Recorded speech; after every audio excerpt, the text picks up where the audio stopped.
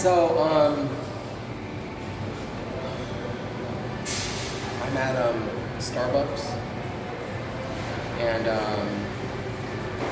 well, while I was waiting for this video to upload, there's a girl that sat in a leather chair right behind the camera, and she works here at Starbucks, and her name is Lauren, and it's coincidence would have it she looks like Lauren Cimarelli. And she sat there patiently while I was waiting for my upload. It said it would take an hour. I finally, just decided to sort of like spark up a conversation. And we ended up talking about how I write TV commercials, and I ended up telling her how being able to see TV commercials led to me being able to palm read and see movies from celebrities or even people in front of me. And I'm like, she was like, you palm read? And I'm like, yeah, well, I mean, the way that they palm read is the way it really is. The true person that can palm read will tell you an entire movie. They won't tell you about your past, they'll tell you about your potential. And she goes, so you can write me a movie. All I need is your first name. So that's when she said her name was Lauren, and then I said, I'm gonna close my eyes for about 1 to 3 minutes, and when I open them, I'll tell you about your movie. Just don't say anything. She goes, okay. So I closed my eyes right here, and when I opened them, I basically told her, okay, so the movie that I'm about to tell you is done with a Panaflex. Now, Panaflex is a very special camera in comparison to some of the other cameras that you might see, like on Netflix, like where there's like a Netflix original, and you can see like 3 dimensions, and your phone, you can see 3 dimensions. It looks like you're really there. A Panaflex is by a very special inventor decades ago in Hollywood that figured out when he was making the glass to add a very special solution. Now when it hardened, it had an effect of a sort of velvet feel on top of anything that it looks at. And whether you know it or not, you've been watching Panaflex movies your whole life. I'm just sort of putting it in perspective on the difference. And another thing that a Panaflex will do is when it is viewing somebody, it'll move the background next to you. And it'll make your skin a lot softer. And it's got a very, very vivid way of just sort of making it a dream world. And that's why when you walk into a movie, or when you walk into a room and you say to somebody, what movie is this? Because you can see that it's a movie. It adds a very sort of expensive overlay to who you are. She goes, I'm just like, so just keep in mind that's the camera I'm going to be using when I explain your movie. She goes, okay. Well, everybody knows what Lauren Cimarelli looks like, so just basically imagine her. It's the same girl.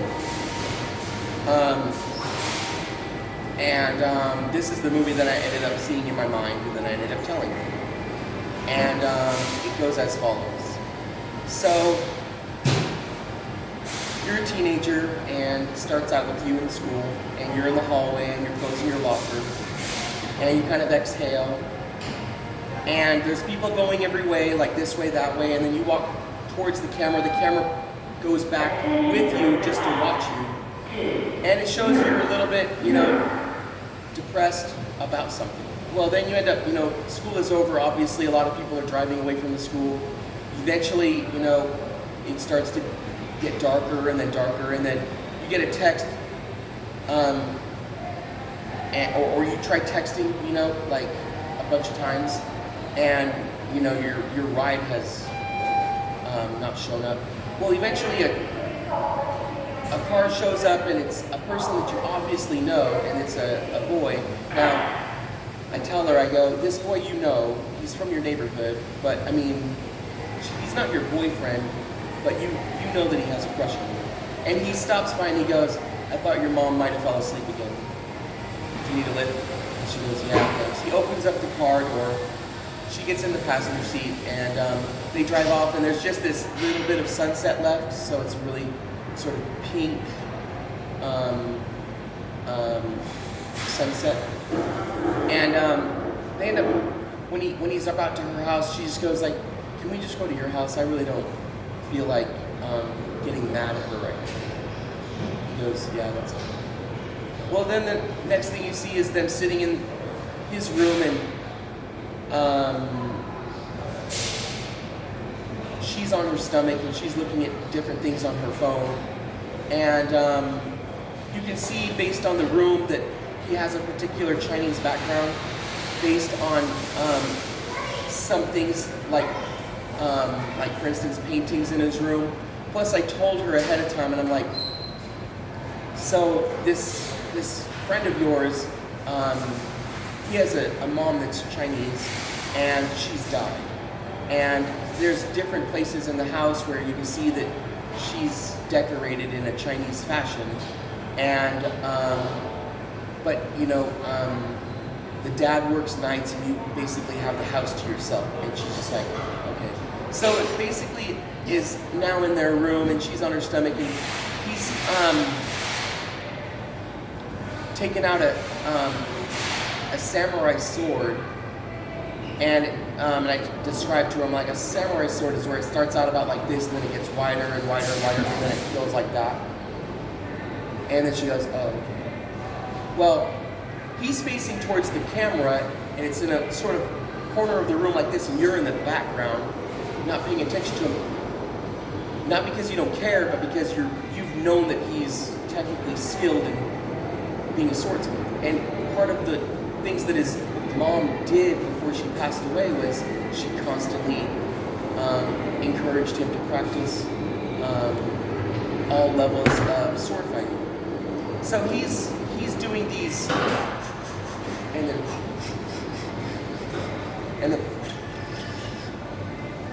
there's this mood that goes on while he's doing this that has almost like a graphics effects to it. The way the silver catches all the light of the room, which isn't a lot, so it's almost like the brightest thing in the room. And he's almost in this, as a close-up would show, he's in this like mystical sort of stare. And eventually it shows her cooking in the kitchen. Now he's still in the bedroom, and she's sort of in this monotone, sort of secluded sort of expression, making something. Now, in looking for a pan underneath in the kitchen, she bends down and she's looking inside, and then she notices when digging in the back that there's a book that's taped to the drawer above. And she untapes it and she's looking at it, and it's a really old book about this size, and it's done in red Chinese and blue Chinese handwriting. And she starts scanning it, and there's this sort of like lifting off of it, different characters. And then she takes it in and shows her friend, and then he goes, where did you find this? And then she shows him and points, and then both of them are sitting in his mom's room and looking at the different pages, and in a very, very restful and peaceful way, he adds it to the rest of the untouched stuff that's in the mom's room and puts it on the nightstand. And then it shows them both go back to the room. Now there's this part where, you know, they're then in front of the front door, and she says, thanks for letting me stay over a while. And he goes, no problem. And then she gives him a hug, and then there's this walk back to her house, and she walks through the front door, and then closes the front door, and then she doesn't bother going and talking to her mom, who's still asleep, and then ends up walking up the stairs to her bedroom. Now, there's this outdoor view of her house that sort of has this montage of a feel, a graphics effect, where there's time that passes, and there's this sort of movement of the sun coming out and then the moon, and then it setting again, and then becoming daytime, and this time passing like days and days, and then her leaving the house, and then the boyfriend coming over, and it kind of switches from the sky down to the grass, but it's always just sort of this, there's a Scrabble sound, like, and then there's always sort of the illusion of day to night over the top of the house, that it's just an overlay. Eventually there's this montage of them in the room at his house, so like shows them then in the backyard, and it finally shows him talking, and it shows, and then it zooms in and it shows her mouth close, and then she goes, "I'll spar with you." And that's when it goes back to a normal movie. And he goes, "You want to fight me?" She goes, "Yeah." They end up, next thing you see, they're in his backyard, and both of them are like this, and then they bow, and then there's this sound, and there's this moment of where he starts punching her and she blocks. He kicks and she blocks, and there's a faster motion of these fights where it's just like this, and then it actually would have hit her in the face, but it gets moved up like that, and then all of a sudden she scowls like this, and then there's this moment where it doesn't show exactly what she does, but it shows her shoulders move, and then there's a close-up of his face, and it shows that in slow motion her heel has done a backwards roundhouse and clocked him on the side of the cheek, and then it shows a wide shot, and then it just shows the grass, and it shows his face hit next to the lens, and you see blood come out of his lip right. Blinks, and he sits up on his elbows like this, and he just goes like, "Can you do that some more?" And she goes,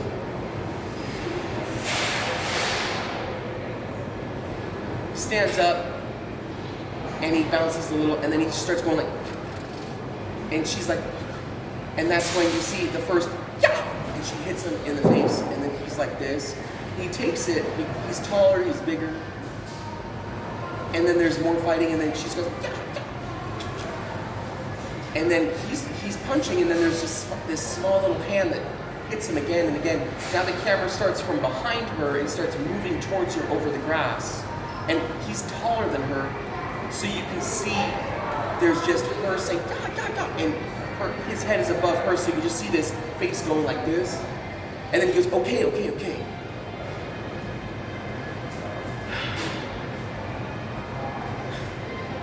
It shows them in his room, and they're on each side of the room. There's a bed and there's a bed, and they're sitting with their shoulders sort of slumped. And she says, "Maybe it's when I looked at your mom's book, I thought that something might have happened. It felt different." And he looks up at her, and then he goes into the other room. She walks behind him, and then they're flipping through the pages, and then she says, "Let me look at it." She starts reading these pages, and while doing so, she can speak Chinese, but she's saying it in translated English. And in doing so, she's imagining this feud in China where there was a girl that was struggling with the relationship with her dad, and she had finally taken all she can stand, and in a moment in the center of the house, which is in four walls, she decides to confront him. And with his brothers there, even though she's very small and petite and shorter, she became possessed by a particular Chinese spirit, and was able to, and then it shows this bizarre attack of a small little ninja Chinese girl, and with flying kicks and sweeping of the legs, and then kicks like this to the chest, and defeated all of them. And then this spirit was lost, and they only have the legend of the girl that went on with this spirit for her entire life, and was then, a famous ninja in China. And then after she died, it was lost, and the legend of hers is the story of this book. And and it's called The Dragon Princess. Well,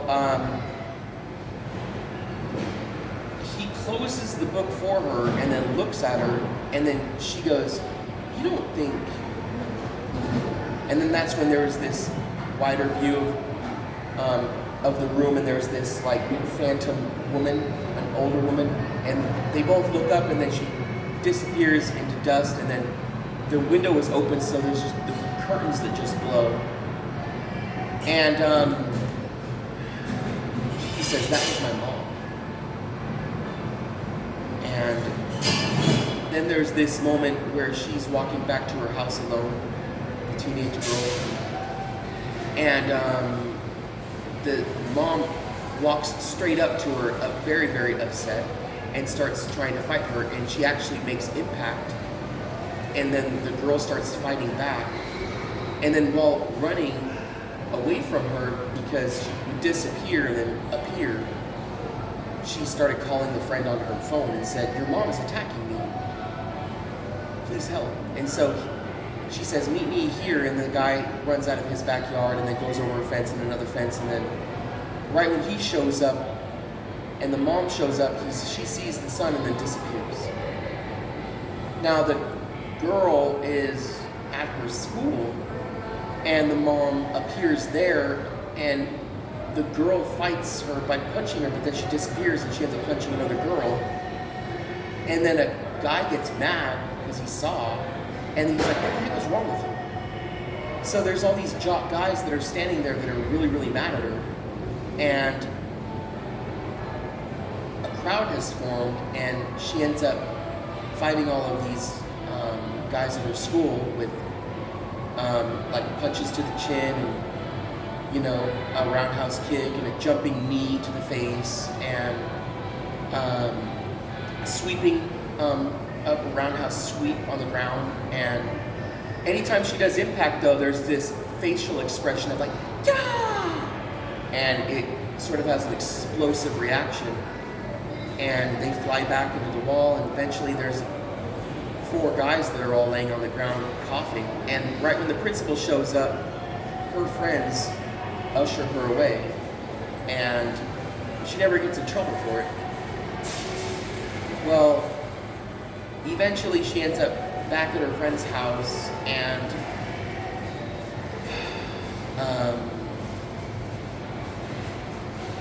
while they're trying to talk to her out loud,